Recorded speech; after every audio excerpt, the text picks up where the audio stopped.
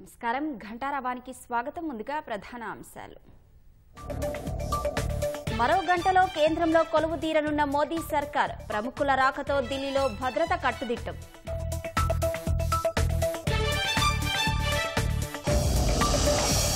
కేంద్ర కేబినెట్లోకి రాష్ట్రం నుంచి 2 ఎంపీలు. కీలక పాత్ర పోషించనున్న కిషన్ రెడ్డి, బండి సంజయ్.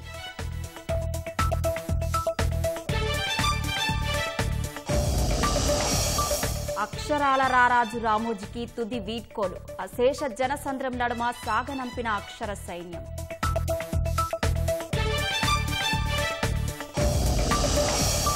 అశ్రు నయనాల మధ్య అమరపురికి పాత్రికేయ శిఖరం. ఫిల్మ్ సిటీలో ప్రభుత్వ లాంఛనాలతో అంతిమ సంస్కారం.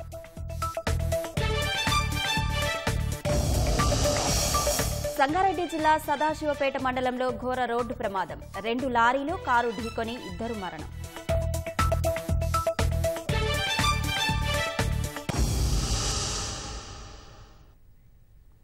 మూడోసారి ప్రధానిగా నరేంద్ర మోదీ ప్రమాణ స్వీకారం చేయనున్న వేళ దేశ రాజధాని ఢిల్లీ భద్రతా బలగాల నీడలోకి వెళ్లిపోయింది.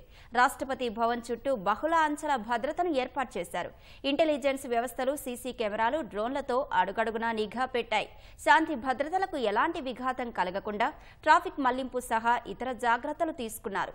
మోదీతో కలిపి మొత్తం 65 మంది మంత్రులుగా నేడు ప్రమాణ స్వీకారం చేసే అవకాశం ఉందని సమాచారం. కేంద్రంలో మూడోసారి ఎన్డీఏ సర్కార్ కొలువు తీరనున్న వేళ నరేంద్ర మోదీ ప్రమాణ స్వీకార కార్యక్రమానికి పటిష్ట భద్రతా ఏర్పాట్లు చేశారు. రాష్ట్రపతి భవన్లో సాయంత్రం 7:15 మూడోసారి ప్రధానిగా మోదీ ప్రమాణ స్వీకారం చేయనున్నారు. రాష్ట్రపతి భవన్ చుట్టూ 5 కంపెనీల పారామిలిటరీ బలగాలను, ఎన్ఎస్జీ కమాండోలను, గురి తప్పకుండా షూట్ చేయగలిగే స్నైపర్లను మోహరించారు. డ్రోన్ కెమెరాలను నిఘా కోసం ఉపయోగిస్తున్నారు. 2500 మంది పోలీసులు, ఢిల్లీ సాయుధ పోలీసులు బలగాలను మోహరించారు. ట్రాఫిక్ ను మళ్లిస్తున్నారు. ఎక్కడికక్కడ బారికేడ్లను పెట్టారు.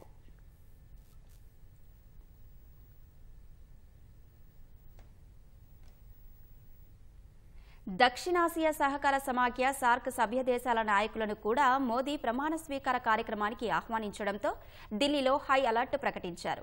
విదేశీ నేతలకు కేటాయించిన హోటళ్లకు వెళ్లే మార్గంలో భారీగా భద్రతను పెంచారు. ఆయా మార్గాల్లో సాధారణ వాహనాలను అనుమతించడం లేదని ట్రాఫిక్ పోలీసులు తెలిపారు. ఈ మేరకు ప్రజలకు సమాచారం ఇచ్చినట్లు వివరించారు. బంగ్లాదేశ్ ప్రధాని షేక్ హసీనా, శ్రీలంక అధ్యక్షుడు రనిల్ విక్రమసింఘే, నేపాల్ ప్రధాని ప్రచండ, మాల్దీవుల అధ్యక్షుడు మహమ్మద్ మొయిజ్, మారిషస్ ప్రధాని పర్వింద్ కుమార్ జుగ్నైద్, భూటాన్ ప్రధాని షెరింగ్ తోగ్బే, షీచెల్స్ ఉపాధ్యక్షుడు అహ్మద్ అఫీఫ్ మోదీ ప్రమాణ స్వీకారానికి హాజరయ్యేందుకు భారత్ వచ్చారు. విదేశీ నేతలకు బస కోసం కేటాయించిన లీలా, తాజ్, ఐటీసీ మౌర్య, క్లారిడ్జెస్, ఒబరాయ్ హోటళ్ల వద్ద భారీగా బలగాలను మోహరించారు.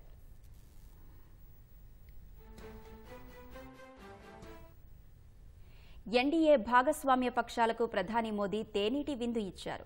ఈ మేరకు మోదీ నివాసంలో భాజపా అగ్ర నాయకులు, ఎన్డీఏ భాగస్వామ్య పక్షాల నాయకులు మోదీతో సమావేశమయ్యారు. భాజపా నాయకులు మనోహర్ లాల్ ఖట్టర్, శివరాజ్ సింగ్ చౌహాన్, రవనీత్ సింగ్ బిట్టు వంటి కొత్త నాయకులు మోదీతో పాటు మంత్రులుగా ప్రమాణ స్వీకారం చేసే అవకాశం ఉంది. బిట్టు ఎన్నికల్లో ఓడిపోయినప్పటికీ మంత్రిగా అవకాశం ఇవ్వాలని నిర్ణయించినట్లు తెలిసింది. అమిత్ షా, రాజ్నాథ్ సింగ్, నితిన్ గడ్కరీ, పీయూష్ గోయల్, అశ్విని వైష్ణవ్, మన్సుఖ్ మాండవీయ కూడా మరోసారి మంత్రి పదవులు దక్కుతాయని సమాచారం.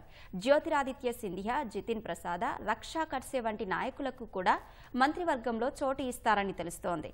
ఈ మేరకు వారంతా ప్రధాని అధికార నివాసంలో తేనీటి విందుకు హాజరయ్యారు.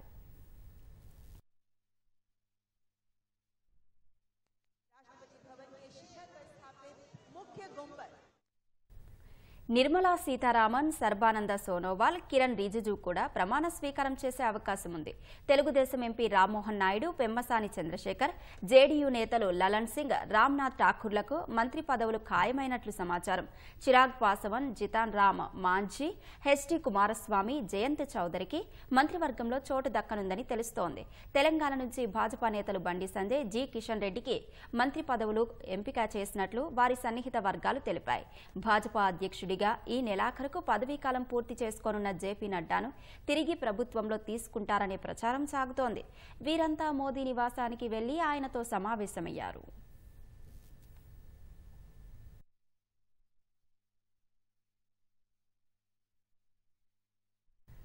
మోదీ ప్రమాణ స్వీకార కార్యక్రమానికి కాంగ్రెస్ అధ్యక్షుడు మల్లికార్జున ఖర్గే హాజరు కానున్నారు. రాజ్యసభలో ప్రతిపక్ష నేత హోదాలో ఖర్గే హాజరు కానున్నట్లు తెలిసింది.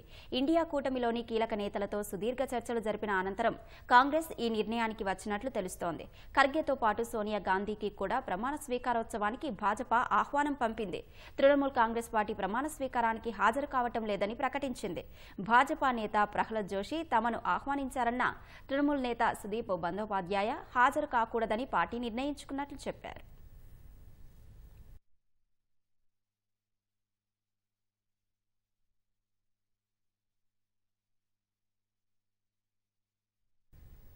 కేంద్ర మంత్రివర్గంలో రాష్ట్రం నుంచి ఇద్దరికి మోదీ అవకాశం కల్పించారు. పీఎంఓ కార్యాలయం నుంచి ఫోన్ రావడంతో ఈ ఇద్దరు నేతలు మోదీ నివాసానికి వెళ్లారు.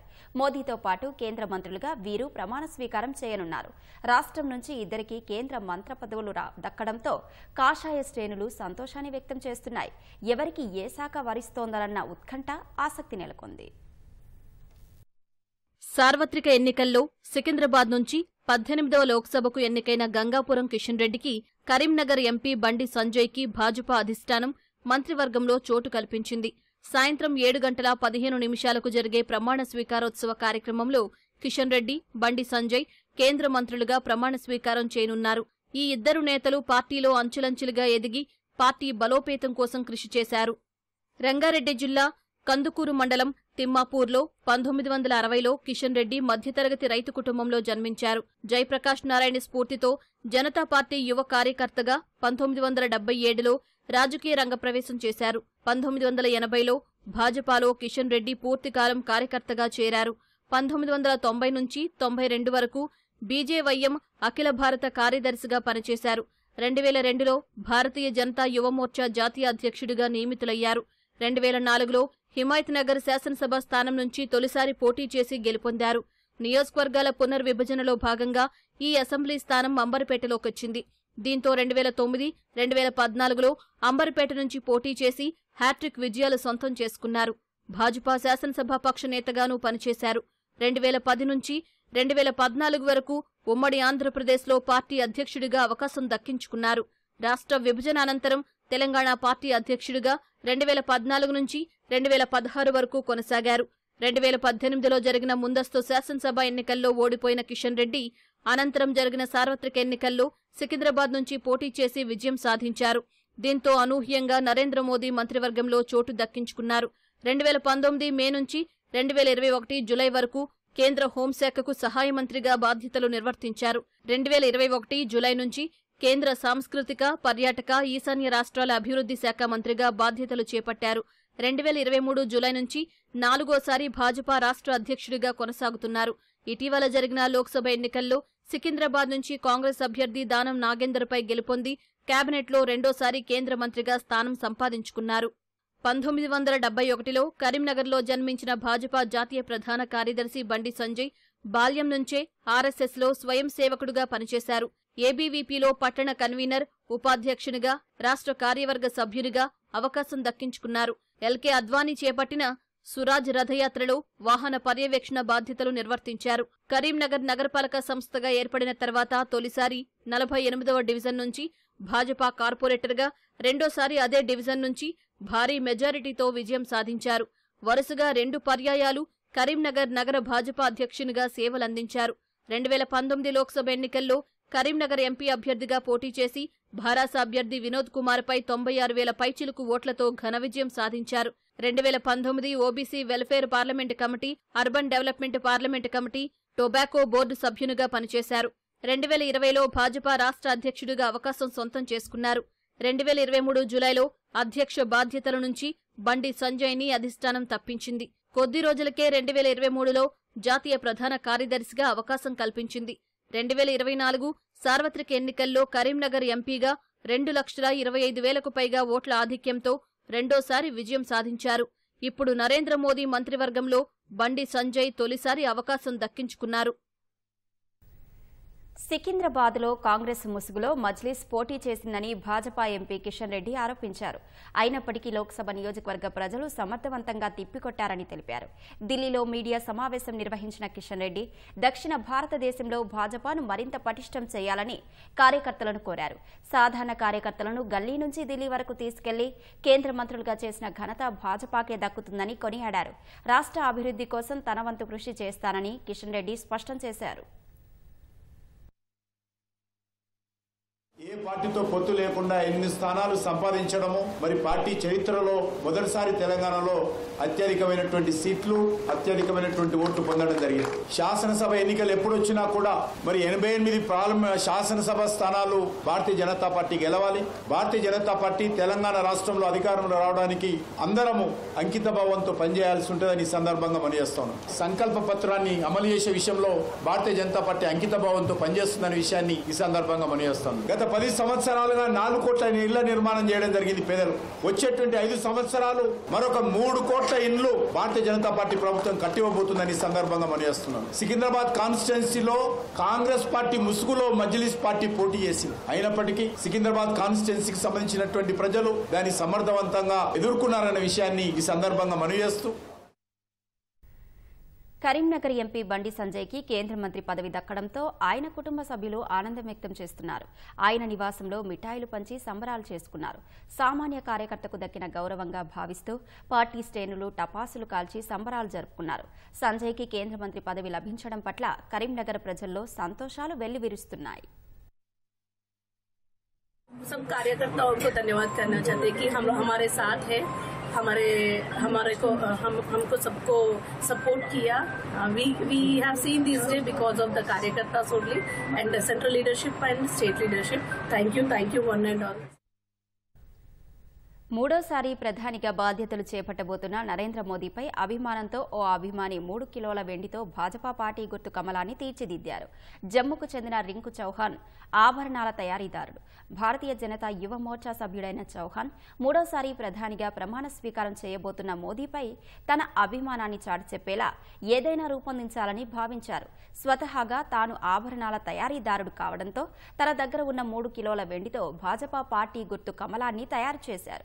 ఈ సందర్భంగా చౌహాన్ దంపతులు ఆర్టికల్ 370 రద్దు తర్వాత జమ్మూ కశ్మీర్లో ప్రధాని మోదీ అనేక అభివృద్ధి కార్యక్రమాలు చేపట్టారని తెలిపారు. మోదీ పాలనలో మూడోసారి కూడా దేశం అభివృద్ధి పథంలో నడుస్తుందని ఆశాభావం వ్యక్తం చేశారు. తాము తయారు చేసిన ఈ వెండి కమలాన్ని ప్రధాని మోదీకి చేరేలా చూడాలని నాయకులను కోరుతామని చెప్పారు. శివసేన ఉద్ధవ్ వర్గానికి చెందిన 2 ఎంపీలు తమతో టచ్లో ఉన్నారంటూ సింధే వర్గం ప్రకటించింది. ఈ విషయాన్ని థానే నుంచి విజయం సాధించిన ఆ వర్గం ఎంపీ నరేష్ వెల్లడించారు.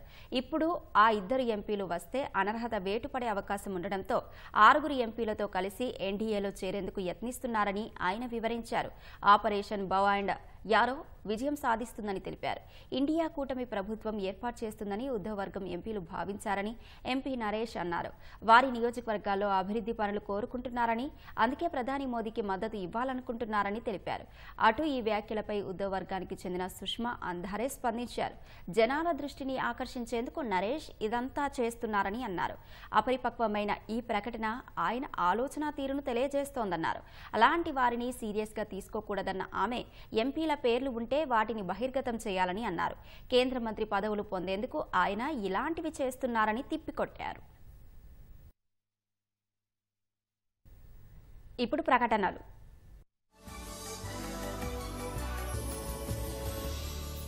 జేఈఈ అడ్వాన్స్డ్ 2024 ఫలితాలలో ఓపెన్ కేటగిరీలో ఆల్ ఇండియా 50-62 ర్యాంకులతో పాటు వివిధ కేటగిరీలలో 5, 23, 26, 36, 37, 43, 50, 52, 61, 62, 86 వంటి అత్యుత్తమ ర్యాంకులతో భాష్యం ఒక గొప్ప ఎంపిక.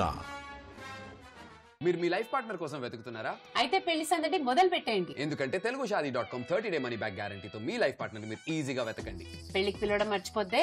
Download now.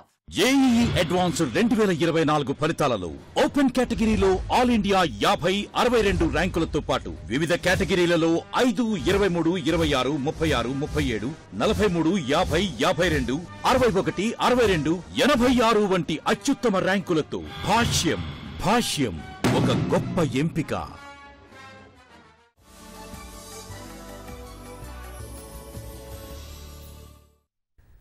ఒడిశాలో భాజపా తొలి ప్రభుత్వం జూన్ 12న కొలువుదీరనుంది. జూన్ 10వ తేదీనే భాజపా ప్రభుత్వం ప్రమాణ స్వీకారం చేయాలని తొలుత నిర్ణయించినప్పటికీ 12కు మార్చారు. ఈ విషయాన్ని భాజపా నేతలు జతిన్ మొహంతి, విజయపాల్ సింగ్ తోమర్ ధృవీకరించారు. ప్రధాని నరేంద్ర మోదీ తీరిక లేకుండా ఉన్నందునే ఒడిశాలో ప్రమాణ స్వీకారం వాయిదా వేసినట్లు మొహంతి చెప్పారు. ఆదివారం కేంద్ర మంత్రివర్గ ప్రమాణం, సోమవారం ఎంపీలతో సమావేశం ఉందని ఆయన చెప్పారు. ఈ నేపథ్యంలో భాజపా ఒడిశా శాసనసభాపక్ష సమావేశం జూన్ 11న నిర్వహిస్తామన్నారు. అయితే ఒడిశా కొత్త ముఖ్యమంత్రి ఎవరో ఇంకా సస్పెన్స్ వీడలేదు. సీనియర్ భాజపా నాయకుడు, ఎమ్మెల్యేగా ఎన్నికైన సురేష్ పూజారి హుటాహుటీన ఢిల్లీ వెళ్లారు. ముఖ్యమంత్రి రేసులో ఉన్న ప్రధాన పోటీదారులో ఆయన కూడా ఒకరని సమాచారం. అయితే భాజపా నాయకత్వం మాత్రం అధికారికంగా ఎవరి పేరు ప్రకటించలేదు. మరో 2 రోజులు ఆగితే కానీ సీఎం ఎవరో స్పష్టత రాదని భాజపా ఒడిశా అధ్యక్షుడు మన్మోహన్ సమాల్ చెప్పారు. ఒడిశాలో బిజు జనతాదళ్ ఓటమికి బాధ్యత వహిస్తూ క్రియాశీలక రాజకీయాల నుంచి తప్పుకుంటున్నట్లు ఆ పార్టీ అగ్రనేత బీకే పాండియన్ ప్రకటించారు. ఈ ప్రయాణంలో ఎవరైనా బాధపెట్టి ఉంటే తనను క్షమించాలని కోరారు. ఈ మేరకు సామాజిక మాధ్యమాల్లో ఒక వీడియోను పోస్టు చేశారు. తనకు వ్యతిరేకంగా జరిగిన ప్రచారం పార్టీ ఓటమికి కారణమైతే తనను క్షమించాలని కోరారు. నవీన్ పట్నాయక్ కు సహాయకారిగా ఉండేందుకే రాజకీయాల్లోకి వచ్చానని తెలిపారు. అందుకే ఎన్నికల్లో కూడా పోటీ చేయలేదని పాండియన్ చెప్పారు. సార్వత్రిక ఎన్నికల్లో భాగంగా జరిగిన లోక్సభ, అసెంబ్లీ ఎన్నికల్లో 25 ఏళ్ల తర్వాత బిజు జనతాదళ్ ఓటమిని చవిచూసింది.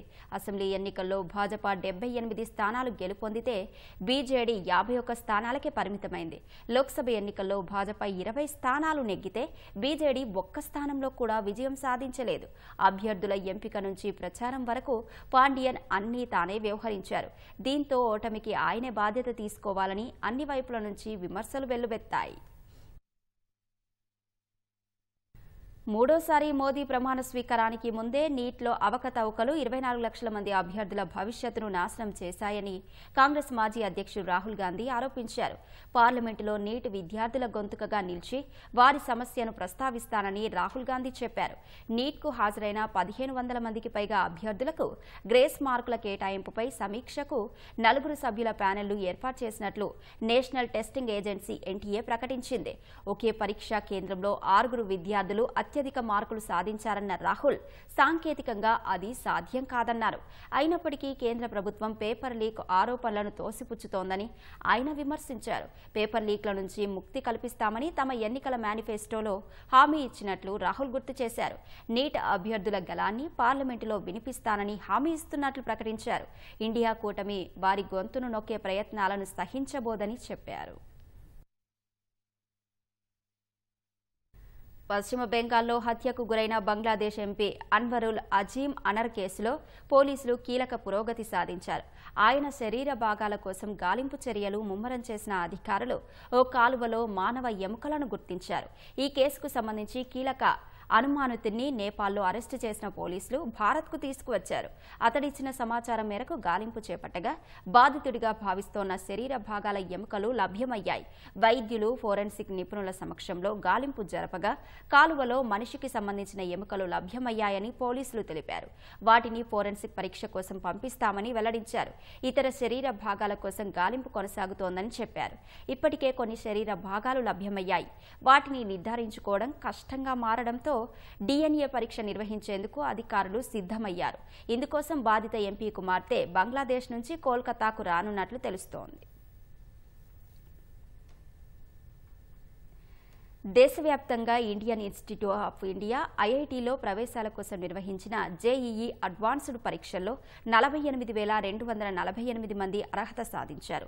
వారిలో 7,964 మంది మహిళా అభ్యర్థులు ఉన్నారు. IIT ఢిల్లీ జోన్కు చెందిన వేద్ లహోటి 360కి 355 మార్కులు సాధించి అగ్రస్థానం సాధించారు. IIT బాంబే జోన్కు చెందిన ద్విజ ధర్మేష్ కుమార్ పటేల్ 360కి 332 మార్కులు సాధించి మహిళా మహిళా అభ్యర్థుల్లో అగ్రస్థానం దక్కించుకున్నారు. ఆమె ఆల్ ఇండియా 7వ ర్యాంకు సాధించారు. టాప్ 10లో తెలుగు అభ్యర్థులు కూడా ఉన్నారు. ఆదిత్య 2వ స్థానంలో నిలవగా ఐఐటి మద్రాస్ జోన్కు చెందిన భోగలపల్లి సందేశ్ 3, రిథమ్ కేడియా 4వ ర్యాంకుల్లో నిలిచారు.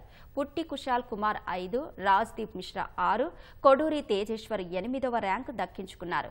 ధృవి హేమంత్ దోషి 9, అల్లాడబోన సిద్విక్ సుహాస్ 10వ ర్యాంకులో నిలిచారు.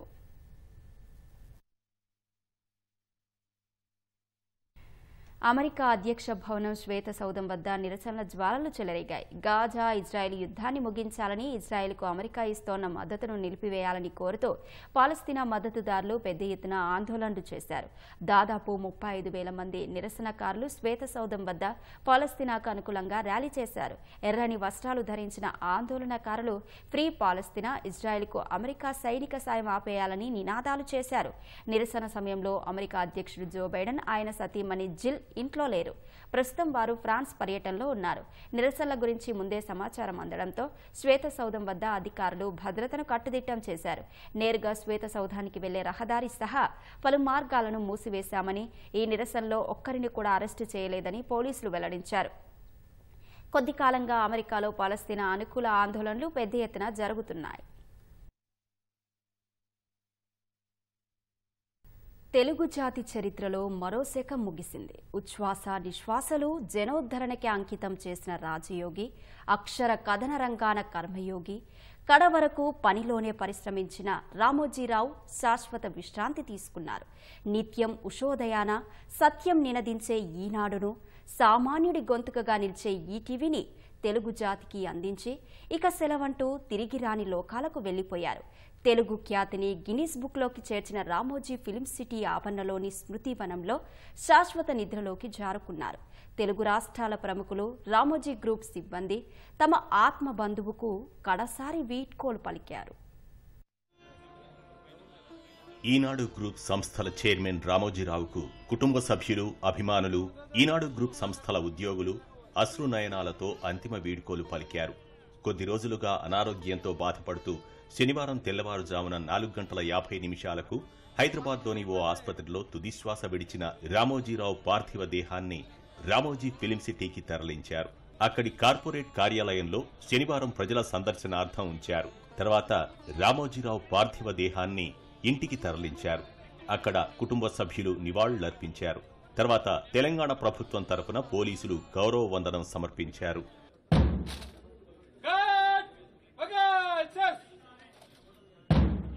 అనంతరం రామోజీరావు పార్థివ దేహాన్ని పూలతో అలంకరించిన వైకుంఠ రథంపైకి చేర్చారు.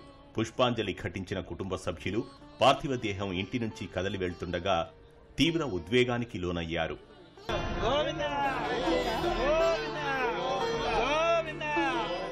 తర్వాత తెలంగాణ ప్రభుత్వ లాంఛనాలతో అంతిమయాత్ర సాగింది. మాజీ ఉపరాష్ట్రపతి వెంకయ్యనాయుడు, సుప్రీంకోర్టు మాజీ ప్రధాన న్యాయమూర్తి జస్టిస్ ఎన్వి రమణ, తెలంగాణ మంత్రులు తుమ్మల నాగేశ్వరరావు, సీతక్క, పలువురు మాజీ మంత్రులు, భారాస నేతలు, తెలుగుదేశం నాయకులు పాల్గొని జోహార్లు అర్పించారు. సీనియర్ నటుడు మురళీమోహన్, పలువురు సినీ ప్రముఖులు అంతిమయాత్రలో పాల్గొన్నారు.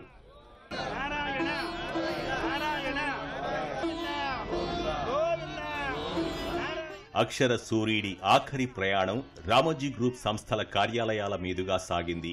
ఈటీవీ భారత్, ఈటీవీ, ఈనాడు కార్యాలయాల వద్ద ఆయన తీర్చిదిద్దిన అక్షర సైన్యం విషణ్ణ వదనాలతో అంతిమ వీడ్కోలు పలికింది.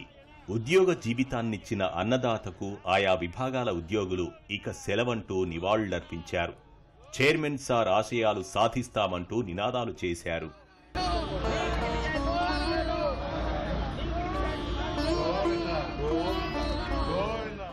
రామోజీరావు ఇంటి నుంచి ఫిల్మ్ సిటీ ఆవరణలోని స్మృతివనం వరకు దాదాపు 6.5 కిలోమీటర్ల మేర అంతిమయాత్ర సాగింది.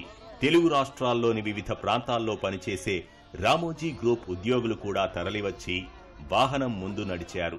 కార్య సాధకుడికి కన్నీటి వీడ్కోలు పలికారు.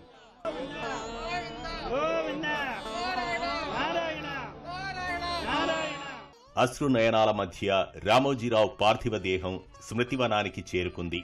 తెలుగుదేశం అధినేత చంద్రబాబు రామోజీరావు పాడె మోశారు. ETV CEO Bapineedu, Eenadu Andhra Pradesh editor Nageswara Rao, Telangana editor DN Prasad, group ఉన్నతోద్యోగులు, కుటుంబ సభ్యులు, బంధువులు ఈ క్రతువులో భాగం పంచుకున్నారు.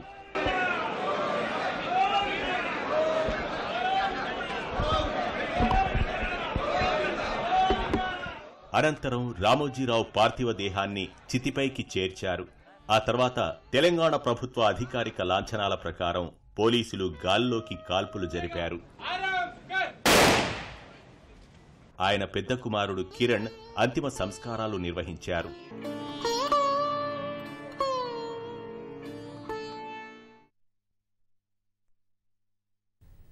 సామాన్యుడిగా పుట్టి అసామాన్యుడిగా ఎదిగిన గొప్ప వ్యక్తి రామోజీరావు అని సినీ ప్రముఖులు కొనియాడారు. చిత్ర పరిశ్రమలో తనదైన ముద్ర వేశారని వివరించారు. రామోజీరావు మృతి పట్ల ఫిల్మ్ ఛాంబర్లో సినీ ప్రముఖులు నివాళులర్పించారు. ఆయనతో కలిసి పనిచేసిన సందర్భాలను గుర్తు చేసుకున్నారు. రామోజీరావు ఓ మానవ రత్నమని, పత్రికా ప్రపంచంలో నూతన ఒరవడిని సృష్టించారన్నారు. పత్రిక ద్వారా ప్రజల్లో విశ్వసనీయత సంపాదించారని కొనియాడారు. అద్భుతమైన సినిమా అంతకు ముందే తీశాడండి ఆయన. ప్రపంచం అంతా ఒకసారి నిస్తేజం అయిపోయిన సినిమా ప్రతిఘటన. ఆ సినిమాతోనే సినిమా అంటే కేవలం వినోదం కాదు, విజ్ఞానం కూడా. ప్రజల్లో మార్పు తీసుకురావాల్సింది ఈ సినిమా ప్రపంచమే అనేటువంటి ఒక అద్భుతమైనటువంటి నీతిని ఆయన సినిమా ప్రపంచానికి అందించాడండి ప్రతిఘటనతో. ఆ తర్వాత ఎవరో ఒక అమ్మాయి చిన్న అన్యాయానికి గురైతే మౌన పోరాటం చేసి ఆ అమ్మాయి గెలిచినటువంటి ఒక పేర అది చూసి మోహన్ గాంధీ గారిని దర్శకుడిగా పెట్టి మమ్మల్ని పిలిపించి ఇది మీరు రాయాలి, ఆర్డర్ వేయండి. అద్భుతం అండి. అంతే, ఒక చిన్న డౌన్ ట్రాడన్ లేడీ అంత పోరాటం చేస్తుందా, అలా గెలవగలదా, ఇది నిజమేనా అని ఎవరు అడగలేదు. అది నిజమే అని నమ్మారండి. కాలాన్ని చాలా విలువిస్తారు రామోజీరావు గారు. మన సమయం పాటించినప్పుడల్లా ఆయన మనసు ఆనందపడతా ఉంటుంది. సినిమా అనేది కేవలం వినోదమే కాదు, విజ్ఞానానికి ప్రజలంతటి మేల్కొల్పడానికి అనేటువంటిది దారి చూపించారు. అలాంటి సినిమా తీద్దామని ఆలోచన ఏ రచయితకు వచ్చినా, డైరెక్ట్ చేద్దామని ఏ డైరెక్టర్కి వచ్చినా, తీద్దామని ఏ ప్రొడ్యూసర్కి వచ్చినా ఆ ఆలోచనలో ఆయన ఆనందిస్తారు. ఆయన ఆశీస్సులు మనకుంటాయి. నీ జీవితంలో ఏం కావాలయ్యా అంటే నేను పని చేస్తూనే చచ్చిపోవాలన్నారు ఆయన. ఐ హోప్ నాకు ఆయన ఆశీర్వచనం దొరుకుతుందని నేను ఆశిస్తున్నాను. రామారావు, నాగేశ్వరరావు, కృష్ణరాజు, శోభన్ బాబు, ఎస్వి రంగారావు గారు మహామహులు, అందరితో సమకాలికుడు. 88వ సంవత్సరంలో కూడా రియల్ హీరోగా పైకి వెళ్ళిన మహానుభావుడు రామోజీరావు. ఎంత ఎదిగినా సరే నేల మీద నడిచే వ్యక్తి ఆయన రామోజీరావు. ఆయన డిసిప్లైన్, ఆయన సిన్సియారిటీ, ఆయన ఆనెస్టీ 1% వచ్చినా సరే మన జీవితంలో నిశ్చింతగా బతకగలం. ఎన్నో వేల కుటుంబాలకి మార్గదర్శిగా నిలిచినటువంటి మహావృక్షం. అలాంటి వృక్షం కింద ఎంతో మంది సేద తీరారు. ఫస్ట్ నేను ఒక కామెడీ ప్రోగ్రామ్ చేయడానికి హైదరాబాద్కు వచ్చినప్పుడు ఫస్ట్ ఈటీవీలోనే చేయడం జరిగింది. దానికి నేను ఫస్ట్ నంది అవార్డు అందుకుంది కూడా ఆ సంస్థ నుంచే.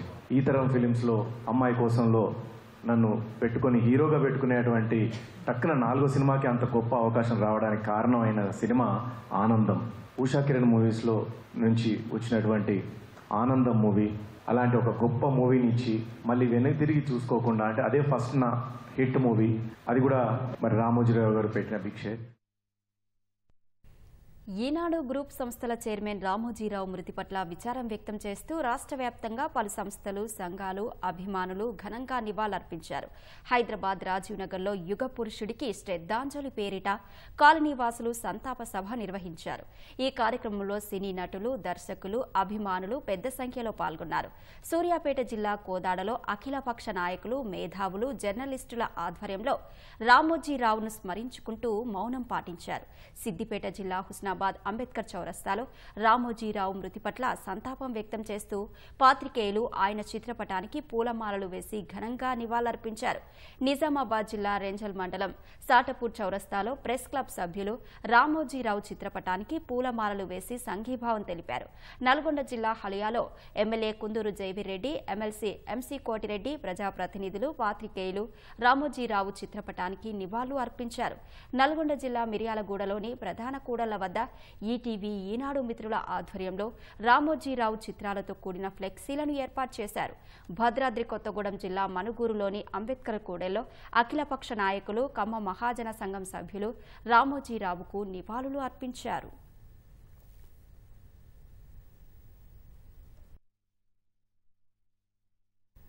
అక్షర కృషివలుడు రామోజీరావుకు విభిన్నంగా సంతాపం వ్యక్తం చేశారు.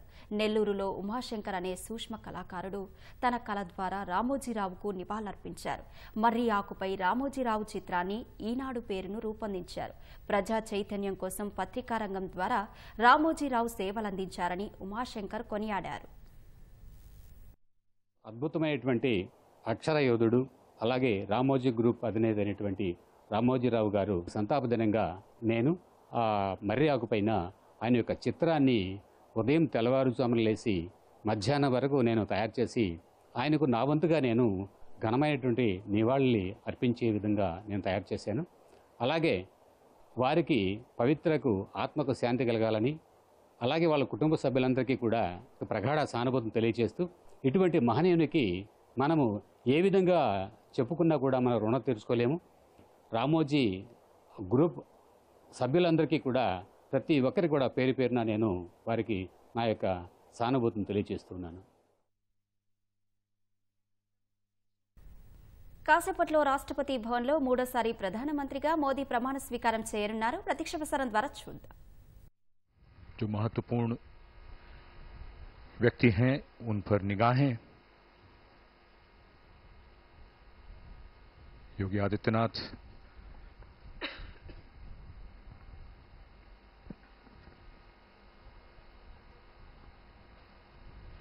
The forecourt of Rashtrapati Bhavan gives a vivid idea of the sheer hugeness and self-assurance of Rashtrapati Bhavan and its majestic panorama. And we see Mr. Nitin Gadkari is present here, all smiles, warm greetings all around.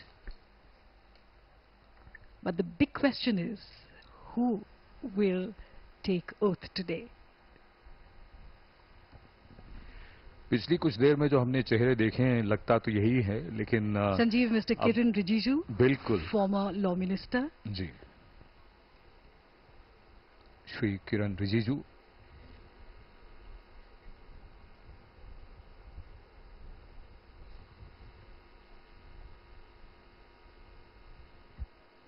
भव्यता को चार चांद लगते हुए।